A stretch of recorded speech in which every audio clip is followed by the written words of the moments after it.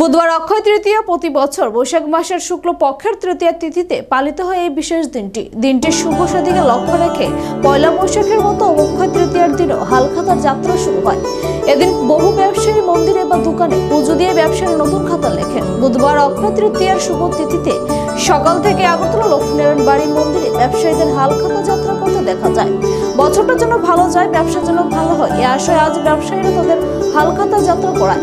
অক্ষয় তৃতীয়া উপলক্ষে আগরতলা লক্ষ্মীনারায়ণ বাড়িতে লোকজনের ভিড় ছিল লক্ষণীয়। মূলত আজকে পুরাণে উল্লেখিত আছে, আজকের দিনটিতে ভগীরথ মর্তে গঙ্গা এনেছিল এবং আজকে অক্ষয় তৃতীয়া, শুভ অক্ষয় তৃতীয়া, এটা পুরাণের থেকে বহু বছর ধরে চলছে। আর বিশেষ করে আমরা শ্রী শ্রী রাম ঠাকুরের দীক্ষিত।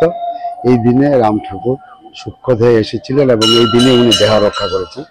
সেই জন্য অত্যন্ত শুভ দিন বলে আমরা এই দিনেই প্রতি বছর লক্ষ্মীনারায়ণ বাড়িতে এসে হালখাতা করি।